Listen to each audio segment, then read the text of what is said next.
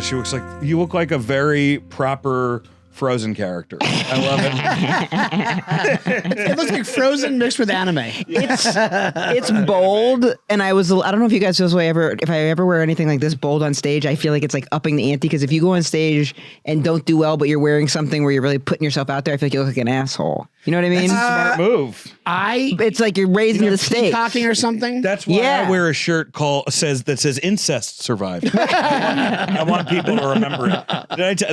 I went to an AA meeting. You're not supposed to say this, but one of the guys at this AA meeting was wearing a giant shirt that said incest survivor. Wow. And he had a snake staff and like a row. Suffice to say, AA attracts some people that aren't exactly on the straight and narrow, guys. It's like you walked in like wrong meeting. No, unfortunately, right meeting. Are you here for the D&D or the incest survivors recovery? Well, here's the thing. It looks awesome. Nice sweater. It's a little big, but I appreciate it. I don't know how to dress myself really. So this was something my girlfriend picked out. It looks good. I appreciate that. Because to me, if I'm left to my own devices, I don't know which colors go with which. So I'll wear stuff that just does not go together at all. So I'm trying to get better about that. I know what you mean about on stage. One time I had a pair of green, pretty like Kelly green gazelles on the Adidas sneakers. Yeah. And it was like the brightest thing I had on. And this woman would not stop. She kept on pointing down, and I thought something was going. I thought something was on fire or something. And I go, what? What is it? She goes, I can't pay attention. Your sneakers. I can't pay attention. I'm like, was this Elaine Donnelly? That's my mom, whose name is Ellen Donnelly. But Ellen. I fucked it up twice now today. Jesus Christ. I called her Elaine like 3 times. Have you met her? Let's see what. He's a Seinfeld fan. Yeah, you met my mom. I met your mom. She's nice. a really nice lady. Nice. She's a really nice lady. Ellen Donnelly. Shout out to Ellen Donnelly. Dan looks like my brother a little bit. She's so nice. It's a shame. We're shooting her out of a t-shirt cannon now. Yeah. So I hope. If we get to 500. Yeah, we're shooting Sean's mom. Shooting an 80-year-old woman out of a t-shirt cannon. Oh, Sean, come on. All right, fine. We'll do in the middle of it, she goes, well, this is nice. She's like going across the sky. This is kind of nice. Instead of the cannon, we'll do this. The cannonball to the stomach, like that guy with the goggles on. Like let's do that. Let's do that. But still your mom. Still my mom. Of course my mom, yeah. Yes. So we're here with Emma Willmann, hilarious comic. My friend for a long time. That's right. Guys, you are listening to the Burbs Bros podcast. Yes. And what happens here, Dan? Well, we talk about, before we get into weird suburban stories, Sean... This is how bad of a host I am. We talk about, thank you very much. We talk to the guest about what suburb they're from and a weird local legend from that suburb. Oh, or from the friend group or town. Okay, so get this. So what's first off, where are you from? So I'm from like bumfuck Maine. So I wasn't from the suburbs, but I have some suburb experience. Oh, all right. So to me, being from Maine, so my whole town, 2,000 people. Have you guys been to you've been to rural New England areas? Yeah. Remember, there was that show in Portsmouth, New Hampshire? It was in Portsmouth, New Hampshire. Nick LaValle ran it. I think I remember. This is like way back. I just remember seeing you guys on the lineup for this is whatever. My ex-wife's from right near there. It's so if you go into Portsmouth, New Hampshire, the rest of the episode was just silence. That's it. If you go there, you're passing all these little towns to it's just out in the middle of nowhere. So it's not really suburban because it's right. The houses are all funky. Like my dad was a carpenter and he built a geodesic dome. So that wouldn't probably have flown in the suburbs. No. You know what I mean? That's awesome. But it was cool. You mean an apocalyptic device? Kinda. Yeah. He's not a doomsday prepper at all. He probably thinks that he would think those guys are crazy, but he's very off the grid. Okay. Did you have any homophobic neighbors who are no neighbors? Dad built that dome. That's gay. That's how they turn out gay. He's a dome kid. Right. So it's the amount of, it's like farmland, but without farming anything. There's no farm. I mean, there's blueberry patches. Right. But there's no industry. Oh, I mean, there are blueberry industry there. That is a big industry around, but it's not it's very rural. Which explains the sweater. It explains the sweater. Oh, this would be a big fashion statement. If I wore this through my hometown. Are you president of the library? Yeah. That would be when I was in high school, if you could shop at Abercrombie and Fitch, which was an hour away, or LL Bean, you're the upper echelon. Highfalutin. Yeah. You're up there. So I didn't really grow up. What's your burb adjacent? So because I grew up that, whenever I would go to the suburbs to visit cousins or something, to me it was a novelty. Of course. So I loved it. It was that's what I saw on TV.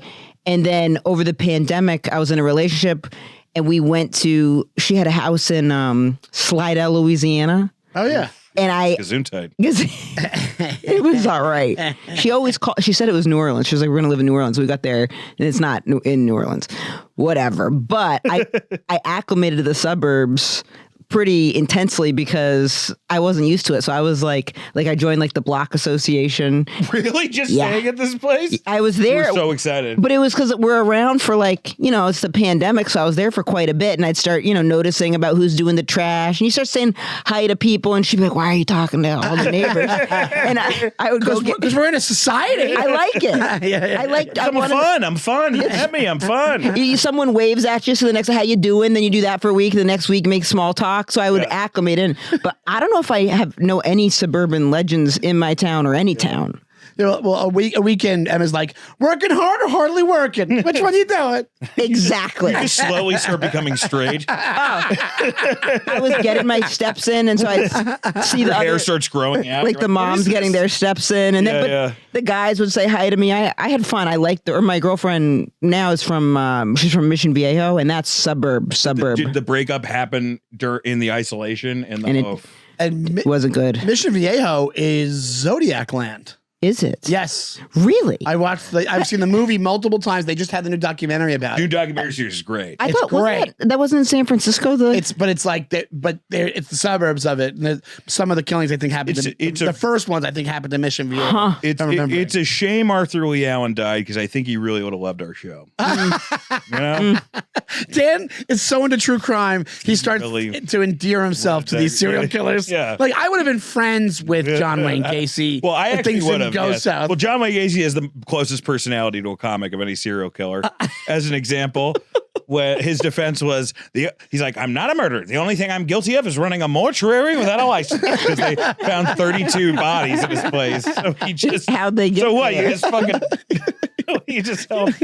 All right. Anyway, they all died naturally of natural causes. They all died of natural causes. It's natural to be choked out while the person choking you has an erection. Also, why does he sound like an 1800s day player? He kind of sounds like that. Sound likable a little bit. You know our buddy Michael Chernas from our old show. He's gonna be the new John Wayne Gacy. Is he really? Yeah, he's a big Peacock series. No way. Yeah, good for Michael. How many times when they remake all these shows though, does it ever get like? Do you think it could be like bad for the victims' families? Like, of course it is. Yeah, there was a whole movement of people with the Dahmer. Like all of Dahmer's victims are like, why the fuck are you making this? Yeah, what's the point? I watched that Dahmer show and I like loved it. Yeah. But then my girlfriend was like, said she'd been reading about people being like, I'm re-traumatized again.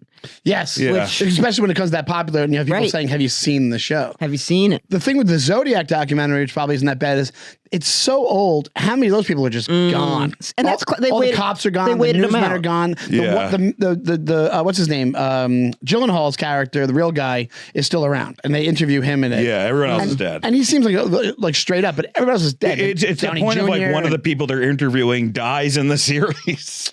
Yes, that's how old they are. You know. That's why it's like they're like. I hate they do this at the end of those really old documentaries or things about old stuff because they go, this is a case that's ever changing and we'll never know the truth. And it's like, they go, but we'll just keep going with the investigation. I go, no, you don't. Like it's almost 100 years old. Right, we're done. 60 years old. It's so old. It's like, just stop. Do you watch Unsolved Mysteries? Yes. I haven't hate seen the new Unsolved season Mysteries. yet. Really? Why? It drives me nuts. Oh, because you don't have I get anxiety. They never solve them. Exactly. Oh my god! Then why are you watching a show called Unsolved Mysteries? I watched the whole first season and then I won't watch it anymore, but because it stresses me out that it's not solved. But if you remember, first off, one of them, I forget which one was in this first season, it helped lead to like more stuff that's getting it solved. That makes me feel better. And the original with Robert Stack, who's gone, R.I.P. Robert Stack. The original, a lot of episodes when they would re-air them as repeats when real TV was a thing, they'd be like update, and they would go, so and so was arrested for the thing. So they really were trying to get the word out to be like, does anybody know about this? And then somebody's watching TV like, oh my god, that's my cousin's boyfriend's ex, whatever the fuck. Yeah. Well, Unsolved Mysteries, he had the same cadence in that as he did in Airplane, and he made both work. He's hilarious in Airplane, and he's mysterious in Unsolved Mysteries. He's one of those. Yes, exactly right. He's one of those guys. All those guys that went from like character actor in the 50s that was like Leslie Nielsen, where it's like all this straight work, all this full on like the thespian acting in TV in the 50s, but you never became famous. So then your cadence became funny in the 80s. Like you talking like that became funny. Didn't something happen to him that's why he was hosting Unsolved Mysteries? Did someone get kidnapped in his family? That's America's Most Wanted. Oh, that's that. The guy's son got kidnapped in Sears. Apparently, like, right. I know somebody who like used to work. That guy apparently, the fucking America's Most Wanted guy is like he had something horrible happen to him. Like, I can't imagine having your son be fucking decapitated by goddamn Otis Toole, which is what happened. God, but he knows every murder ever. But like apparently he's like really leaning into the celebrity now, and he's like a dick. Like at the holiday Christmas party, he had both his wife and the woman he was having an affair with. He brought them both. Even now or back in the day? This was like back in the day. I don't know about now, but what's his name? John Walsh. John Walsh. I didn't know you were into serial killers. Oh yeah. Oh, it's his number one thing. It's number one. It's up there. It is interesting because I get like very interested in like true crime stuff too because it like puts things in perspective. But now I've tried to take a break because I get too desensitized to it. And then it's like it ups the ante for what I think is fucked up even more. I think the the reason I watch it is, I'm like, oh, I'm such a piece of shit. And then I watched this documentary, and Ed Kemper's like, and then I decapitated my mom and I fucked the stump. And I'm like, oh, I'm not that bad of a guy. 100%. The perspective. I'll make sure, you become a better person. Yeah. Speaking of true crime, we have our own true crime story right here. Oh, Jesus. Bearded. This is our only Patreon fan. Man, a few more drugs and I'm this guy. Okay, hold on 1 second. I have to do this. I'm sorry, Pat, to do this to you. I had this as a kid. I just thought of this now. I had a toy in the 80s called My Pet Monster. Okay. Can you bring it up on Google, please? Wait a minute. I think I know what you're talking about. I kind of do too. I'm getting weird deja vu. I'm nailing this. Hold on. Oh my God. Yeah. It's the same thing. Can we put them side by side? Oh my God. Look at. Wow. Oh my God. Oh my God, dude. It's the same thing. I don't know if I'm crazy, but besides the marker, that guy doesn't look crazy. That guy. No. Well, It's like, I think it's tattoo. I think he dipped his... He went, this is the stories. He went to here. He basically grabbed all the makeup, threw it on himself. Oh, right. Yeah. And he's like, I got a bomb. I have one of these beauty stores right near my house. So. The Ulta? So this guy he went to an Ulta in Alabama. So Ulta, maybe it's just his protest of Ulta being in Alabama. Right. 42 years old. He made terrorizing remarks outside the makeup store in Opeka, northwest of Montgomery. And then drove and then said what? He had a bomb. Let's see what he says. He says, I'm going to blow this shit up. I'm blowing the mascara up. An employee overheard Lincoln making the threat as he was talking to someone on the phone outside the store. You think someone was really on the phone or he was faking it? I don't know how many friends this guy has. There's no phone. Like, you didn't do that thing with the markers again, did you? But he looks like that, or he looks like a Muppet of some sort. He looks like he just went down on Grover. His wild mugshot shows his face entirely covered red, black, and purple marks. That's Ulta. But then his beard has also been painted blue. So did he just go to Smurf Village before he went to Ulta? He spent time in there before they kicked him out then too. What'd you say? He spent time in there before they kicked him out because he's like done up. Well, I think that it wasn't a dangerous thing until he on the fake phone call, he's like, I'm gonna blow this shit place up. But the thing about it is once you see the face, you're like, I believe this guy is going to do this. Sure. But apparently there's that story from Home Depot. You ever hear that story? I have heard the story. The Home Depot gets evacuated because the guy was walking into the men's room going, I'm about to blow this shit up. Meaning like, and then he walked out and there was cops there and they're like, sir, can you come with us? And he's like, I meant take a shit. Oh God, that's amazing. That's amazing. So, but if this guy says it, you're like, I'll be on the safe side and just trust you that you're going to do do this. He doesn't even look. He doesn't look like drunk or cracked out. He looks pretty straight. You're right. He should look. His eyes should look he's way not more cracked out, but he could definitely be on some fun stuff. But you're wondering why what's the crazy guy logic for Ulta? Like Right. what's because there's places people go like they have the where they think the pedophiles are hiding in the basement or the all that stuff. But what the Ulta is it makeup? Maybe they didn't have a shade, They looked at him funny. Like, why don't you have midnight roast? That's like coffee, probably. Yeah, that's how you know. Yeah, I wear a lot of Sean's makeup. not a beauty connoisseur. The craziest thing that's ever happened to me like this at a public space was I was at Wingstop in LA and there was this woman who was like fucking tweaking queer on meth. She ran in, slammed the door in back of us. She's like, Hell's Angels are outside. They're gonna fucking kill us all. They're gonna fucking kill us all. They're coming here, rape us, they're kill us. And then the guy from Wingstop just goes, come on, Linda. And she goes, all right. Sorry. Did you believe her? Did I believe her? Yeah. She was so intense, and I was completely sober. And for the beginning, I was like, is there something? Totally. And then because she was like so intense. Because I'll believe I'm pretty gullible. Stupid. Yeah, I'm gullible and stupid. And if you have no background, if you don't know Linda already, you don't know Linda. You know what I mean? Like you're just like, right. If she didn't come in looking like that, you'd be like, oh my God, she's really scared. And it could be something, especially after all the shit that happened. Totally. Well, then after he said Linda, I'm like, oh, that's a blood stain. Right. Like I started like the detective in me started putting the clues together. Oh, her shirt's made of Legos. There we go. Oh, she's shitting while she. Here's another thing I'm fucking dealing with right now. I live in Connecticut. I live in Stamford. I live in the. That you moved. I saw that you posted about that. Yeah. I live in basically Stamford's kind of a suburb. It's a city, but it's also so I live in a gated community, and everybody's awesome. Everybody's awesome except one fucking dude. See, that's how it is. It is. This guy, I think in every suburb there's one fucking guy, one fucking guy. woman. This guy's a really bad alcoholic, and he's basically he's getting in trouble because his dog would attack other dogs and he doesn't leash the dog. He's a giant white German Shepherd, but it's because he beats the shit out of this dog. He's a real piece of shit. And so now he's got the muzzle on the dog and he's like screaming at us, go this way, that way. And he's an alcoholic, but apparently like somebody like everybody hates him there. Sure. Everybody hates him. And then somebody had an issue where a dog attacked him, so he started doing information on him. And I was talking to this guy, and the guy's like, yeah, so I did some information. The cops came here once I read the police spotter. Apparently, like while they were, the wife was accusing it, like it was a domestic dispute. And while the cops were talking to him, he was so drunk, he shit himself so hard that the sweatpants came down. Like during the guy did? Yeah, the guy did. He's like a really bad alcoholic. So like in the police spotter, he was reading how this guy shit himself. And he shit looks like so Danzig, hard, by the way, that it made the projection of the pants down. Damn. You know that Sarah Silverman bit? It like pushed the pants down. Damn. That's how hard. That's how hard this guy shit out his ass. Oh my God! So you really made me feel bad for him almost. Yeah, if you met this, anyone who abuses animals, I don't feel bad. No, I'm kidding. Yeah. That's insane. And he lives right near you? Well, I don't know how far it was because it's a town. It's a bunch of townhouses. You know, it's a really big complex. How'd you guys pick this complex?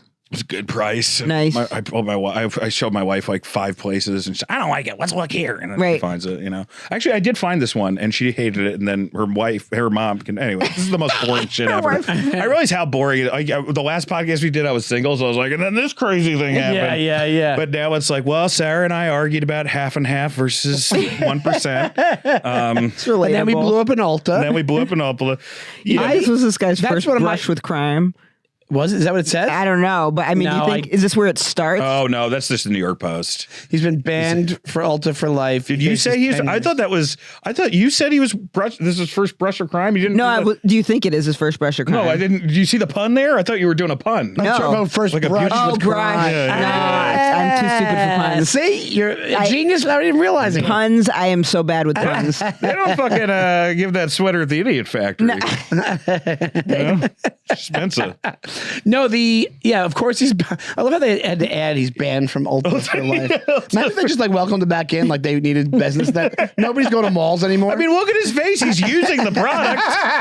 He's using their products. He's a great brand ambassador. It's funny if like after all this, he just goes to the checkout and just pays for everything. He draws all over his face and then just shows up. I'll take it. It works. Hey, this is fantastic. Yeah, this does wonders for the bags under much my better eyes. than Sephora. 10 years in prison. That's what it says. The bottom article for that. Oh, boy. That's Well, I guess it's for the bomb threat. Well, it's the bomb threat. Yeah, So can't do that. You can't say bomb and like it's like that's domestic terrorism. Right. Everybody's because they're like, it'll happen. We're so in like not fantasy, like what would you call it? It's such a shit show now. Like somebody says they're gonna do something. I'm like, I'll take them at their word. I don't care. I'll just take them at their word. Right. Because you don't want to have been the person to have missed it. No. I try not to. You don't want to be the schmuck that stayed in his seat Right. in 9/11. You know what I'm saying? Right. Like, remember those people that are like, sit down, it's fine. And a lot of people were like, okay. And then boom, building down. Dead. And then a lot of people that weren't like that were like, I'm out of here. Because some of them, apparently 9/11, some of them were there for the 93 bombing. And they were like, no, I remember how this feels. Fuck this. I'm going home. And they got out. And some people were like, they said it's fine. And then they Which just I stayed. get too, because it sounds so crazy. Someone being like, hey, a plane's going to hit us. Plane's going to hit us. Right. I'd be like, exactly. isn't it? But after everything's happened in the past, all the COVID stuff, everything is so batshit. I'll believe it if somebody's like, I'm going to blow this shit up. Like after you did a story, I was about to go like, man, 9/11 was really fucked up. Like it was really uncool, guys. Bad. Osama bin Jerkface, more like it. Dan does not like him. Dan, anti-Osama bin Laden, Saint Germain.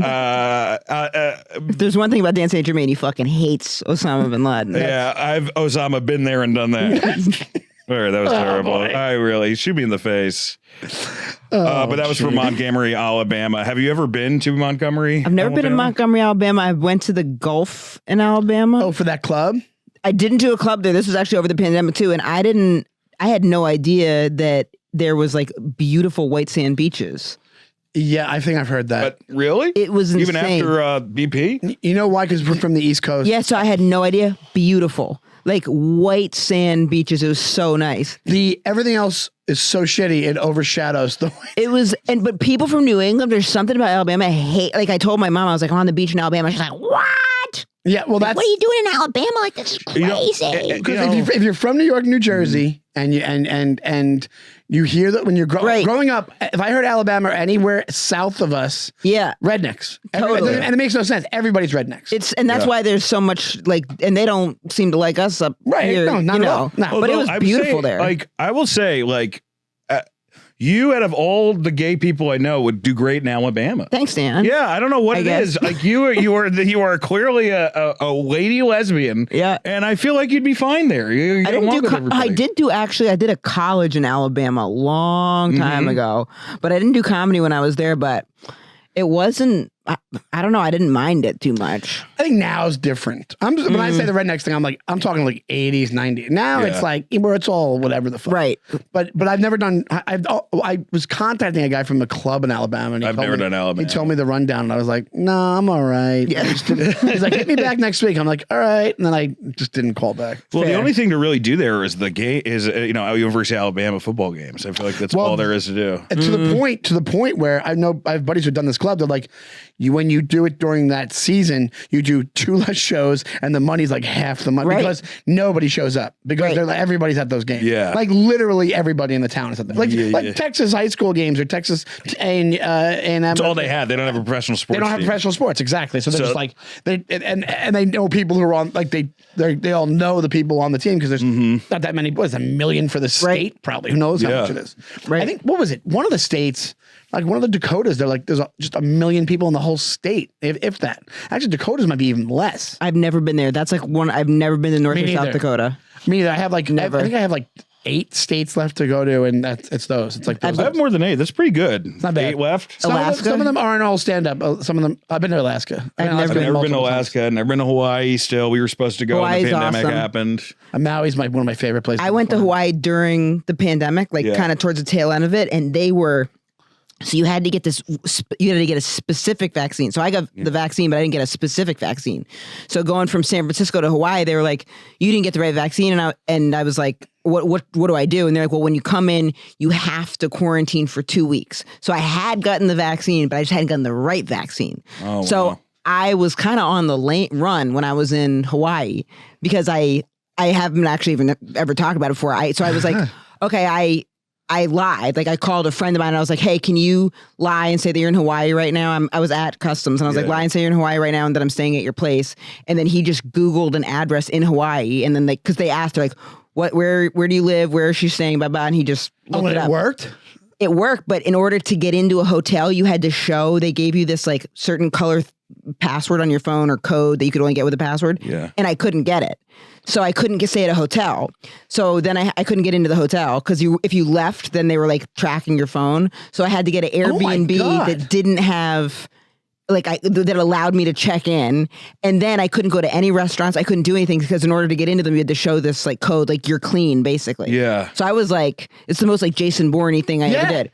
I had gotten the vaccine though, so it wasn't like I was like spreading it to the island. It just wasn't the right one. And I left my phone in the Airbnb because like I didn't want them tracking me out and about. You're like Jason Bourne if you just like went on vacation. Exactly. And then if he was just a total loser doing absolutely nothing, trying to go to the Cheesecake Factory. Jason Boring. Jason Boring. Seriously. It was a stretch. It was a stretch. 100%. Thank you, but you're giving me too much on that one. 100%. I was just walking around and giving it too much. I'd go to Uber Eats. That'd be funny. All that, like, you have all the Jason Bourne music, the fight a couple people, and then you get to the point it's just you on a beach just hanging out. That was totally what it was. I've got a good transition to our next story. Well, Emma, that story was bananas. Now you have to fucking stop it, Dan. Dan looks like my brother. I have a half brother. That's why every time she sees me, she's just punching me in the he face. looks just like my. I mean, you look you look a little better than my brother, but. Oh no! I'm gonna look at a photo of this brother. No. He's gonna be 500 pounds. I guarantee you. That was what her code. Can I see a picture of him? No, I don't have any I need to. Do you have a phone? I won't show it on the podcast. No, I will just show it to me. You said this, and she goes. I don't have a picture of him. You look. Emma. No, you don't have a picture of him. What? He can't be. You can't take pictures of him. He's so disgusting. We're not that close. The iPhone camera will break. You look like him if he like really like took care of himself. He's a really smart guy. I think you're. That's what they do. That's what they do. I got told I look like Michael Moore from behind once. Sorry. People say all types of fucked up stuff to me about who I look like always. They're always like, you look like, and they show me a picture of their like fucked up looking gym teacher, and I'm like, don't tell anybody that. But, Sean knows the story, but do you know my Michael Moore story? No. I talked about it in an album. Maybe we should. Maybe it would be good. Do you think it would be good material for the podcast? Yes, it would. Okay. Go ahead. All right. So, and then we'll get to our next story. Okay, we'll get to our next story. Our banana story. I had. I had walking pneumonia, and I took all this medication for it. So I was half dead going to this Michigan thing, and we got in this gig, right? It was a gig. It was this Michael Moore's Comedy Festival, Traverse City, Michigan. It was like still the most I've ever been paid for one stand-up gig. I've never been paid as much since then. There's a reason for that. Free water. Free water, right? Free water. So we have this tiny plane. There's storms everywhere. They're like, hey, we can't take the commercial flight. We got to take this charter flight out in Teterboro or whatever. I show up there. It's me, Michael Moore, and Tig Notaro, and just a bunch of people in this plane. We start going up. Like, the plane is shaking, and I had such bad flight anxiety at the time. Like, I was already on Xanax, but I was like, fuck it. And I just took 4 Xanax, and I grabbed a bottle of vodka, and I chugged it. And it's you, Michael Moore, and Tig. Do you mean Michael Moore and Tig? And as I'm shaking like this, I open my eyes, and Michael Moore is just staring at me, and he goes, look at you, pure terror. And then he started how he thought OJ was innocent. It was the craziest. And also, like, I'm like, I wanted to drink more because the pilots were like, you guys smoking weed back there? They're like, no, it'd be pretty cool if you had some. And I was like, fuck it, we're gonna die anyway. Yeah, you don't have to twist my arm. I drank so much, I black out. Isn't that a Dazed and Confused? I wake up the next day. First off, I get he quoted Dazed and Confused. That was the thing. He thought he was being funny, but I'm like, you're a pilot. I get an Andrew's machine. Like, hey, Dan, this is Eric. I have your pizza. Second message, Eric. This is Eric. I think I'm outside your door. Third message, I can hear you breathing. Because I'm like, oh, I'm embarrassed. I go to the festival and I'm basically hearing about all the shit I did the night before. Because they were not drinking at all. It was just you. Well, they were drinking, but I went nuts. Right. I went nuts. And then I bump into Sinbad in the green room, and he goes, Dan. And my bit goes, it's a bad day when Sinbad knows you and you don't think you know Sinbad. I forget how I said it. It's better than that. But apparently I'm like, what did I do? He goes, you tried to get me to take you to the ghetto to buy you crack. Oh no! Luckily, he thought it was hilarious. No, Because what it was racist. But it was one of the two. I thought you said one of us was racist between you and Sinbad. What it was, and then, oh shit. And this guy from IBM was like, he was volunteering at the festival. This rich guy, and he was like driving me around. And he made me feel like really bad. Like he's like, yeah, maybe you shouldn't do this. By the end of it, I was like, didn't IBM didn't they have stuff to do with the Holocaust? he's like, yeah, and I'm like, yeah, we're all not perfect. And then it ended with I was going back, and we had to make our connecting flights, and Michael Moore was there.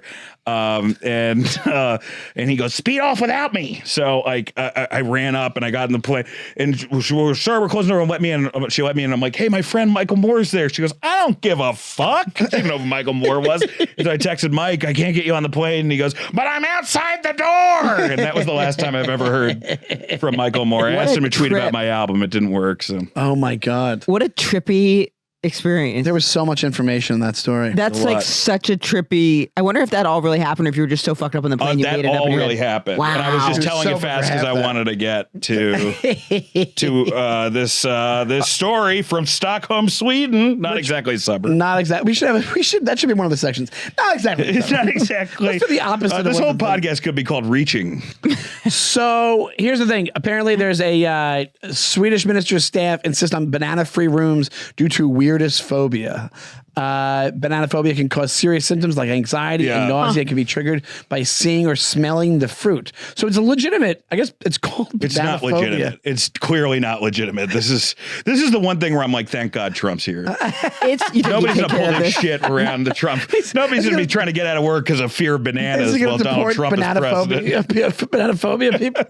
Hold on, back up for a second, my friend. At the top part, the instructions from a gender equality minister, Paulina Brandberg staff were seen in leaked emails published by Expressen, which is, I guess, is a tabloid. One of the leaked messages sent to Norwegian Judicial Agency ahead of the lunch, saying that she has a strong allergy to bananas, so it would be appreciated that there are no bananas in the area where she will be staying. Are bananas really out and about like that? I ran into like 5 bananas on my way here. Really? Everywhere. Yeah. It's like, you have fruit plates and fruit things. A similar email said no bananas are allowed on the premises either. So she can't be in miles of these freaking. Wow, she's fine. and then she says, "Oh, I'm getting professional help." But we shouldn't have to deal with this shit. She's like, I'm seeing a gorilla. If you're not.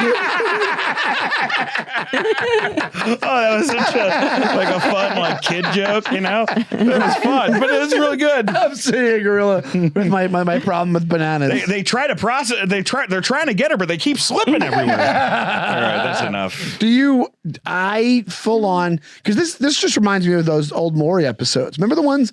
And because Maury Povich might be the devil, because he would do exactly this. Somebody had a phobia, and he would just bring out time to confront a giant vat of banana. Him and Connie Chung fuck on a pile of money afterwards. Exactly. Yeah. And or somebody had a pennies one, and he tried to have them put their hand in the thing of pennies. It's psychotic, right? So this just reminds me. Thank God we got a more reputable Dr. Phil after him. It's kind of like with a fetish. Like you can become attracted to an inanimate object for who knows what reason. So I guess you could have a phobia of one for who knows what reason, I guess. But I feel like you need to get this worked out. You can't be pushing this on other people. I wouldn't think. I don't have anything. The only thing I have is I'm afraid of bees, and I used to. Bees can sting you. Yeah. I used to lie about being allergic to bees, just like this woman's probably lying because she had the phobia. Right. Yeah, and I would say, I'm allergic to bees. I can't be near bees. And people are like, all right. And the people help you out. But if they just think you're a grown up running from bees, right. They just call you an asshole. You're more scared of bees than snakes.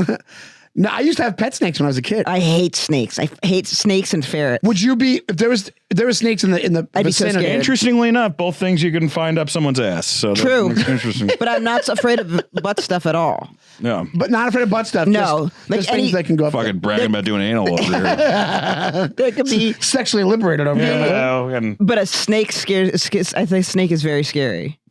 If a snake was coming out of someone's butt, I would be less afraid of it than if I just saw a rogue snake. I would be. It's coming out of someone's butt. I didn't even know people put snakes in their butt. I didn't know that either until just now. I don't know. I think that you just find animals in the ass, and I was thinking you could fit a snake easily up the ass. I think it'd be like putting like a noodle up there. Yeah. It'd be hard. And also, it's like they have a lot of sensory stuff. They're gonna be like, I'm not going in. Pat, call up Uber Eats. Let's get some noodles. I'll bend over. I'll take one for the team. If we get 500 Patreons, we put a noodle in Dan's We'll turn ass. my asshole into a buca de beppo. You'd have to get like kind of stretched out and you'd have to like put the noodle in to not push it back out. That's why my friend's a better writer than I am. I was going to say Olive Garden. Yeah, that's a hack. Buca de beppo. But I also don't like. What are you have? So your big one is snakes. Snakes scare me. Ferrets scare me. So that's your phobia: snakes and ferrets. Well, ferrets, they creep me out. It's like actually two animals that like the city gets involved if you have. Like, I know they carry diseases, but it's the movements. Like I had this teacher in 5th grade that would have her ferret come in and go wild in the class, and it used to freak me because you'd just be in the class and then it would go. And it scared me. Yeah, because they just have cartilage. They don't have bones. Is that what it is? I think the movement. It's like they're very, and also snakes. I'm not into it now. Like I'm definitely not into it now. But like when I was younger, the one thing I hated because it was guarded. It was like corn snakes. They're like tiny. Yeah. Right. But they would have to eat goldfish, and you'd watch the goldfish go through it. And if I had to watch that now, I would feel so bad for the goldfish. Yeah. I did it as a kid as well, but I was like, I love the snake. I had to feed crickets and stuff. It was bad. And then they would all die. The snake didn't eat the cricket. It was just a nightmare. Yeah. I have dogs now, and I'm like, oh, yeah, this was the pet. This was right. the Dogs is always the way to go. Dogs is the way to go. But I'll admit right now, also, it's kind of fitting, but I can't stand horror. Like you're a big horror movie guy, I'm not. So I have friends. I get scared easy too. I get scared easy. My friends. Like what's a great horror movie you can't watch because it's scary? I like Hereditary and the other one. Same. Really? Yeah, I won't watch it. So, but here's the thing. Those are great movies. I wanted to tell you Couldn't this take it. because I know you're gonna fucking have a field day. My friends run a podcast called the BO Boys. It's Pat Stango and his buddy. Oh yeah. And they had a live podcast. They go, it was downtown. They go, can you do it? We want you to watch Terrifier 3 for it, and you're gonna give a review. You can hate it, you can go off on it, whatever it is. And you know Terrifier 3 is. There's 3 of them. I've seen the first 2. There's no plot. The scariest thing about it, to be honest, is the character. Like the scariest thing. But I go, all right, I'll watch it. And they go, you can leave after a half hour, whatever you want to do. And I went to the Regal by my house in the Lower East Side. I watched it, but I watched it from the hallway. Oh God! Next to the fucking seat, so I'm peering around. Yeah, that's hilarious. But the thing is, like, scaring the shit out of someone watching it. That's like a gory movie. It's not scary. It's gory, but it's gross. It's really bad. To be honest, dude, the only thing that fucked me up is how that mask looks. If you watch it, all I'm thinking is it's fake. The whole thing's fake. It's fake. Yeah, I mean, like the first one they saw a girl's like an entire girl in half up through the pussy. You know, it's I don't insane. love that. No, it's disgusting. Like I don't like to watch that because I'm like, this isn't. But there's no art to this. It doesn't just gross. Scare me to like I was so scared from, and I know it was kind of campus, but Saw scared me so much. But it's like it's kind of a mental thing. Yes. But it's also gory as well. But it's like Carrie Elways in that movie is it's the greatest comedic performance. Which one was she? Carrie Elways. It's the guy from Princess Bride. Oh, and like I don't know what about Carrie Elways. Sometimes he's fantastic, and other times it's like, what are you doing? Well, like liar, liar. Yeah, like, yeah. Hey, champ. Yeah, he's basically like the liar character in this, but he's sawing his own fucking leg off. I watched it only in tiny little bits because I was so scared, and but I like Silence of the Lambs. I loved. See, I can take thrillers. I can take thrillers. I love Purge movies. I love Get Out. I love anything like that. I watched the other 2. What's his name? The Get Out guy. I watched Jordan Peele. I watched his other ones. I didn't mind the UFO one. I didn't mind at all. Right. It wasn't, but there was like freaky parts about it. I don't mind that. But it's like Hereditary, and I won't watch like Human Centipede. No, I can't watch Human Centipede. I won't watch that. I've watched all 3.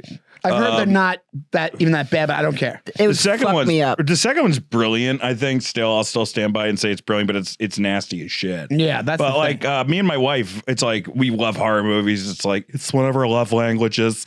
But like we were gonna go see the Jordan Peele Us when that came out. Me and my wife, and we were driving to the theater, and my mother-in-law hates horror movies, and we're like, oh, fuck. we really want to see this. Let's just like kind of tell her what it is. And then like we started telling, and then she started asking more questions, and she goes, oh, chest pain. She faked a heart attack on the way to the movie to get out of seeing the movie. And we knew it wasn't a heart attack because my wife just goes, okay, Mom, would you like us to drop you at the store? And she goes, oh, that'll be good. Yeah, just pick me up at the movie. Just pick me up at the store. So anytime you don't want to do something with her, you could just say incorporate horror into it, and she'll freak out. Yeah, good. I gotta be honest. I'm 20 years from faking a heart attack not to go to a horror movie. Yeah. Well, you won't have to fake it, buddy. I think it'll come. You know, it's like those young comics that are good, and you're like, "Don't worry, it'll come, buddy. It'll come that with you and that heart attack. keep up. I may beat you for it. If I get my heart attack earlier, don't resent me, okay? You can't control when the heart attack comes in this business. Right. All right, that's enough. Oh, we have a story from. We should switch it up with some cute animals, right, Sean? We absolutely should. Hernando County, Florida. A diaper-wearing kangaroo captured in Florida. It was a 4-month-old. Oh, it was a baby kangaroo. Looks like Goldie. Wearing a diaper, was captured after a brief time on the loose in Hernando County, Florida. Oh, look at this guy. Baby kangaroos are very cute. Are they the type of animals where if like a human gets their scent on them, then other kangaroos like reject them? You know how there's like some of that, like once the human touches it, it can't go back. That's definitely like grizzly. Maybe no, that's what is that? I know there's some animals. Bears. Bears. They'll take them back because bears. If you find a cub, if you're near a cub, right? You book it because that means the mother's looking for the cub, right? And then she will destroy you, fuck you up. So she'll take you back if you're near a human scent. So I don't know. Maybe that is kangaroos. Like I don't know. That's a cute fucking kangaroo though. They're all really cute or really sexy. I want one. Some of those bigger kangaroos, Pat knows what I'm talking about. He laughed, but they're ripped. You ever seen a jack kangaroo? Yeah. What? Oh. I've seen that I've seen the things where they like get in fights sometimes. So they like square up. Yeah, they're hot. This is a. Can you pull up sexy kangaroo? It's going to have been clicked on before. Can you have like, can you pull up a kangaroo with like a really wet pussy, Pat? Like a super wet, like we don't know if it's a pouch or a pussy. If you had to have sex with one type of animal, what would it be? I think lamb, right? Sheep or something. Look at that, the top. There's a lot of sexy kangaroo. We're Google imaging sexy kangaroos. Burt Reynolds kangaroo. Get him a bearskin rug and a fire, and that's a Burt Reynolds kangaroo. He's like, oh, 1 second. He pulls a condom out of the patch. He goes, I'm ready. See, that's the hot one. Look at that fucking thing. What the fuck? Jesus Christ. Is that just how they're just ripped? That's ripped. fucked up. That one's really ripped, but yeah, kangaroos, that's why they fight, dude. That's why they used to fight boxers. That's on gear. Like that looks like that's like a human body frame. That's the Joe Rogan kangaroo right there. That's the Dwayne the Rock kangaroo. That looks like a human being, kind of. Yeah. The other ones. It looks like there is a weird Pornhub. You know those like porn stuff that the guys who are into, it sounds like I'm into this, but the guys are into like sexy anamorphic, like it's like a lion with tits and a hot woman body, but she's got a lion face, and it's a leather lion fucking her, but he's got a dude. It's basically lion faces in porn. It's like an extreme. What if I'm describing? I'm just slowly taking my cock out and stroking it. It's like I've seen it where it's like the half horse, like a centaur or whatever. Yeah. Beast. It's like, I don't know. It's not bestiality. It's not fucking an animal. Right. Creaturism. I don't know what it's called. I don't know what it is. I know what you mean by like when they do like the anime stuff with that. It's all like fantasy based. But I don't know about the lion's and there's head furries, and furries that I walked in on. I think I might have said this right. I walked in on a furry convention once. Oh, really? I was looking for a bathroom. I was with Jim Norton, and which actually kind of fitting. Right. But I fucking right, Jim, we gotta get out of here. Jim's like, I want to stick around a little bit.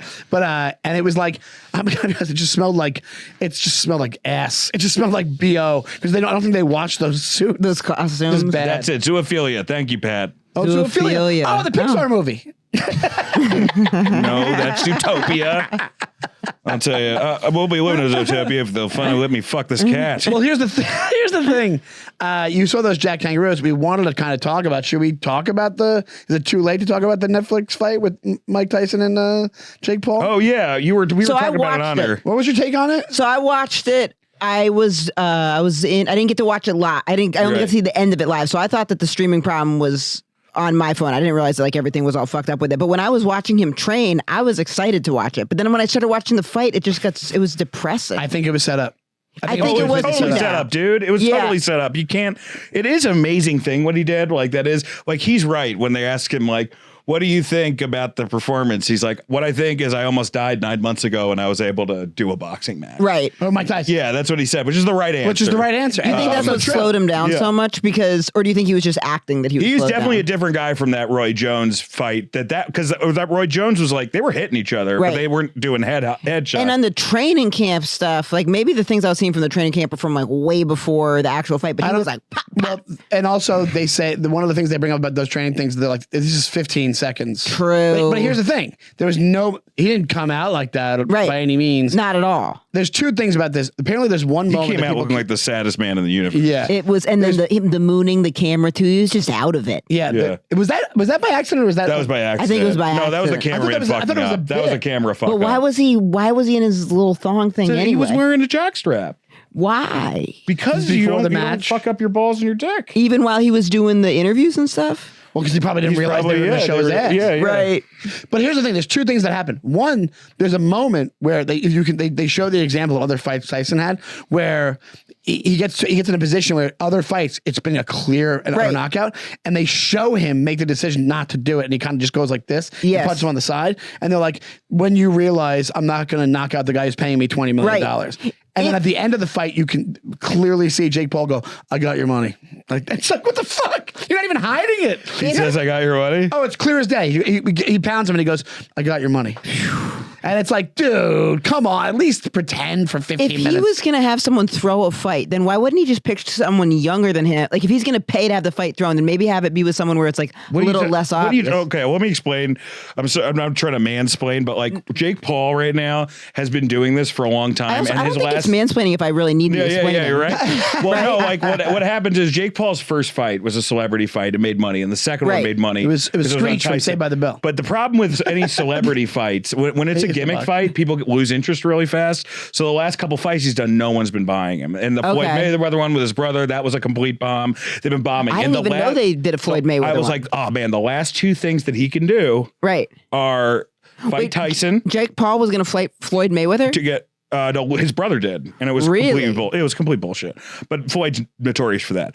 But as far as Jake, like I was like, okay, so he's gotten to the point with this business where there's only two fights where he can still draw money, and that's against Tyson, and then against a real boxer who actually beats the shit out of him in the first round. So that's the last. So you got Tyson, and like now he's like, oh, I may do the Canelo Alvarez fight, who would kill him, you know. So now he knows. He's a smart guy. Jake Paul's like, I respect him because he came from nothing and he actually did build himself up to this. I followed his dad on Instagram for a while, which just was too weird. I don't know how it started. What's his deal? He's like kind of like a roofer, right? Yeah, but he lives like a little off the grid. He's like pretty conservative guy. Eats a lot of beef jerky. It was one of those things where like not enough other people follow. It was like too weird. Like it was a kind of a private account. It's not, but like he's got a couple 100,000 followers, but it just felt a little weird. And I don't know how I stumbled on. He's also been baiting McGregor for a fight because McGregor said he'll fight you at 170, and he's like, not going to happen. Hit me up when you're being whatever it's being serious, whatever. So he's a good showman. He's a good marketer. Right. Well, that's the next. But he knows it's that's a probably scam. Well, McGregor's also like done. You know, like everyone figured him out. McGregor has $100 freaking million.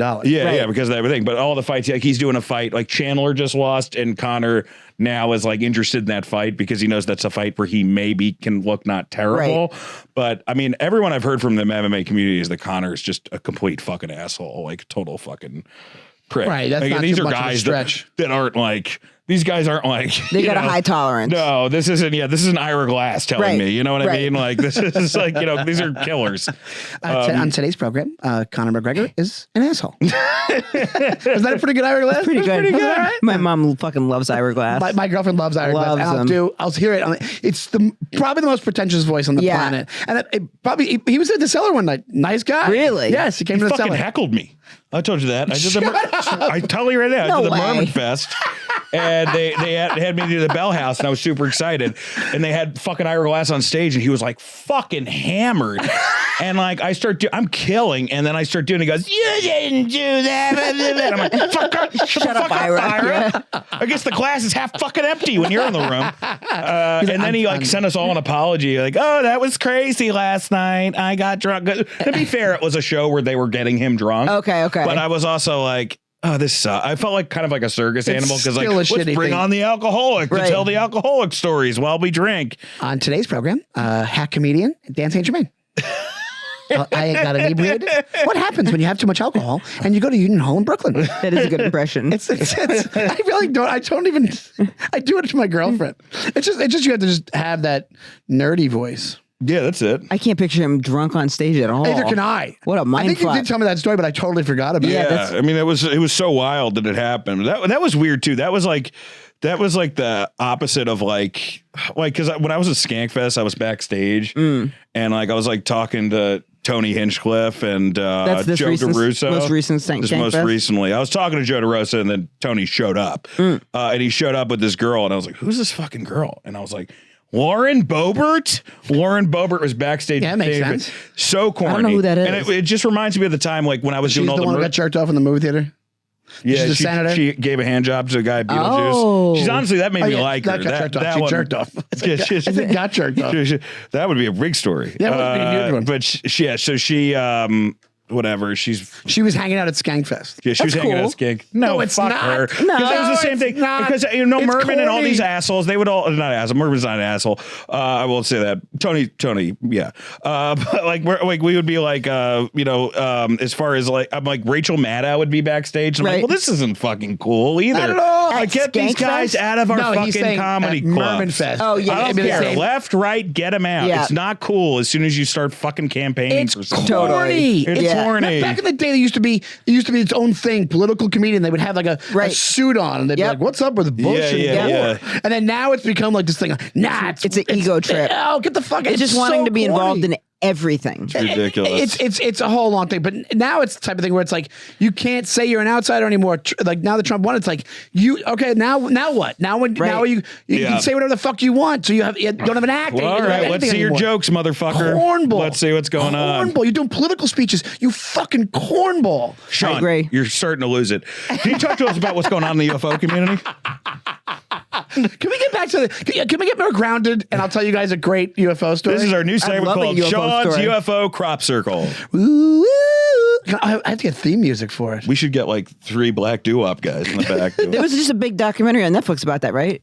Not about what? About Investigation. Yeah, UFOs? the one that you Yeah, it was got like- me to watch wasn't that great. I like those guys, but it was. It's all legitimate. It was very recent on Netflix. Well, no, there has been a lot of. I've been interested in this. I haven't been reading the stories, but there has been a lot of stuff going on with UFOs. So Sean, fill us in. So I was going to speak about one instance that happened a long time ago, but it's okay. So here's the thing. My background in this is I was never a big UFO person up until 2017, and then the New York Times, who I tend to agree with, think there's facts in these articles for the most part.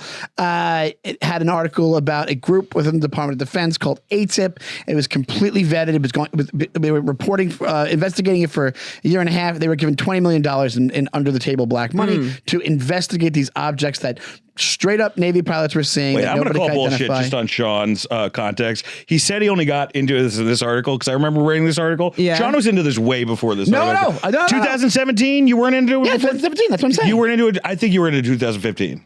I think maybe it lit a fire under him. Maybe I don't remember. Maybe that it was a catalyst. Okay, okay. This is the thing that really But this was crazy. This is the thing that I'm like, doesn't seem like bullshit to me. Anyway, there's all sorts of. I was going to do today.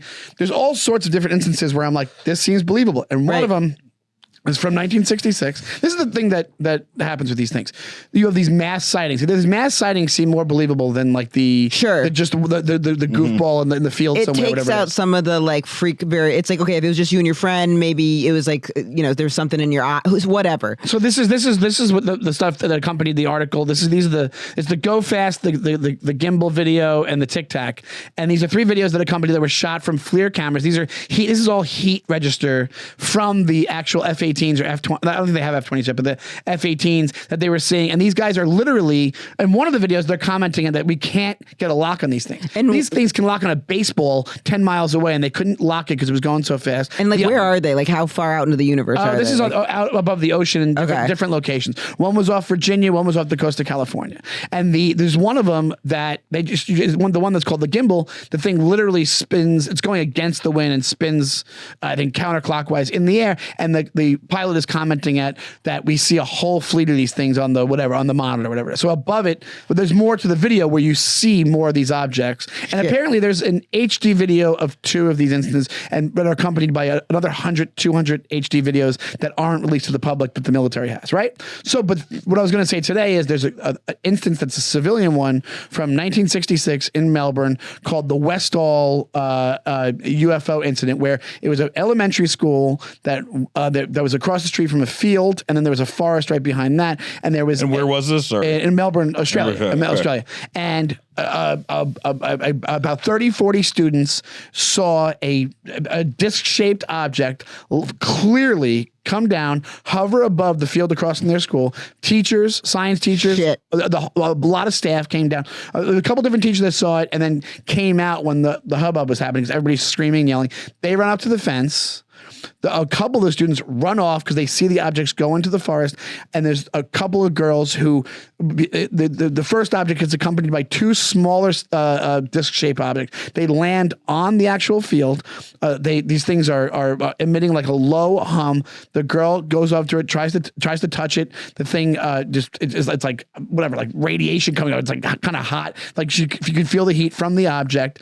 These things get up and then take off like a bullet into the sky, right? And then they get the after effects of this is you have, which happens in a lot of these instances, you have officials from Australia that show up and tell these kids you didn't see shit. And you also have these guys in suits with American accents that show up and tell them you didn't see anything. Guys visiting the houses of the kids who have seen this. And saying your kid didn't see anything. A teacher admitting on video years later that these officials that were not Australian came to my house and said, "What did you see?" And they told them the whole story, and they go, "No, you didn't." And then that's it. So and this thing for what is this 65, 70 years almost. This thing's been it's a mass sighting that's never been debunked. They've never said what the project was. They never had any explanation. It was just shut down immediately. These witnesses have been talked to on morning show, all this stuff. For years and years and years. And this is just one of them. This is the Westall. So this is kind of they would tell them something that was like a little bit more believable than like you didn't see anything. Like, what you saw was my cousin was doing this, and like a little bit smoother of a lie. So so right there, if you want to go to there, I can talk about that a little bit. That is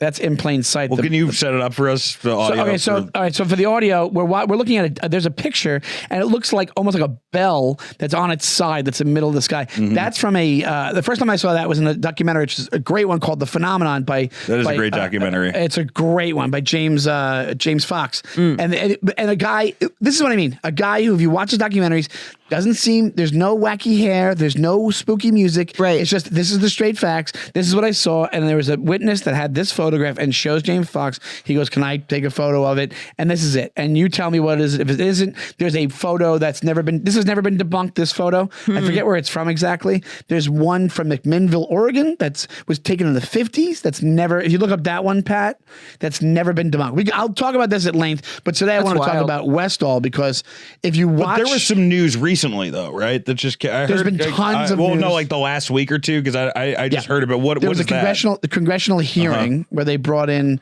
3. So the last one was last year with David Grush. I saw that one. Okay. Yeah, that was crazy. So that one was, he admitted our government and other democratic governments have for 50 years had a reverse engineering program and retrieval program based for this craft. So when one of these things is found, Americans have the hotline to it, and they have a certain part of the military that goes, retrieves it and brings it to either a third party private company base or brings it to a military base, right? And or a section of a military base that's run by Grumman or something like that, right? Yeah. Whatever it is. That's what the claims were. This guy had a 4-year investigation into this. That was last year. This year was Lou Elizondo, who is one of the leaders or one of the members, and I think one of the leaders of ATIP, which is what that group is from the New York Times article, accompanied by Michael Schellenberger, who just uncovered this 12-page document in describing the retrieval program called something constant interstellar something. I forget what it's called.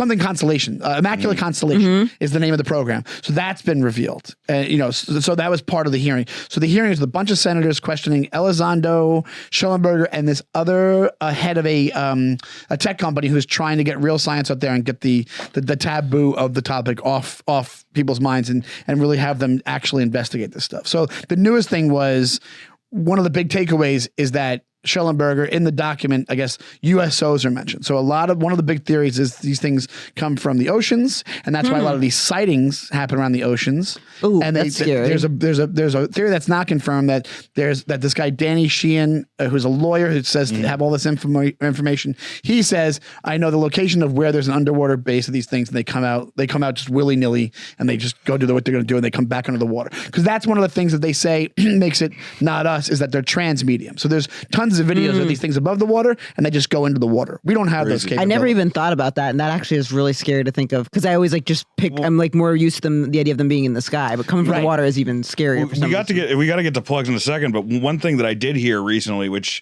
this isn't even a joke, but like it's crazy to me that you probably know this. There's a contingent of guys in the Pentagon who thinks it's demons. I think I told you that. Yeah, you told me that. Yeah. So Lou Elizondo has admitted that. He says one of the reasons this stuff doesn't get past a certain point is because the information these guys know about this stuff is they relegate it to that it's demonic, and if it's demons, I'll just kill myself on site. Like, I don't want any investigation. Like, if there's any iota, like I'm not gonna like fight through it. Like I'm so scared of that. I'll just kill myself immediately. You're done. I'm done. So one of the Tom DeLonge, the guy from Blink-182, was involved in this for a while, and one of his things was like it's lowercase gods. So he's like a lot of this stuff. I love it. Like Pat was saying, we got to go because we ended on a big joke, and you're like, no, we got to talk more. We got to talk more. If it's actually demonic, because I don't even like it. Like I get the problem with bringing Emma on for this UFO. I knew this was going to happen. I get heebie-jeebies about like even when people talk about like like witchcraft or like summoning dark spirits. Like I get heebie-jeebies about that. Like I don't even like when people talk about devil worship. I don't like that because I think it's like conjuring up stuff. 666, or like I used to get scared about like goth stuff. It gives me the heebie-jeebies. Well, I'm not saying it is. I'm just saying these guys think it too. But think it is. But we have to go to plugs. Thank you so much for doing the show. Demons are real. Where are you next week, Jemima? I'm not walking home. I'm scared. No, it's fine. It's not a demons are real. Is your soul clean? No. You will not be held by demons. You may be beaten and murdered and raped, but that's just New York City. So my plugs are Instagram at I am Emma Willmann and TikTok. And then I'm going to start going on the road again in February. I'll have dates up at IamEmmaWillmann.com if I'm still around, because... And then bringing holy water to every gig. Seriously, I bring crystals sometimes, but that's not enough to fight a demon. You just think they're pretty. And Dan, big plugs? Oh, I got a special. It's on Mark Norman's Dance Fatty Dance, and also on 800-Pound Gorilla. Join my Instagram, join my YouTube channel, but also join Burbs Bro YouTube, join Burbs Bro Instagram. Yes, the Instagram is at Burbs Bros. Look up Burbs Bros on YouTube. We're only at 600. Tell your friends about the podcast. We have so many great episodes. If we get to 1,000, the aliens have told Sean they'll take him away. Yes. That's all we want to do. He wants to get to Neptune. And you can see me on at SeanyTime. That's SeanyTime on Instagram, and SeanDonnellyComedy.com. Thanks so much to Pat. Thanks so much to Emma for doing the show. You're the best. Anytime. We love you. We're always glad you came, Emma. We'll see you next week. Thanks, guys. Bye.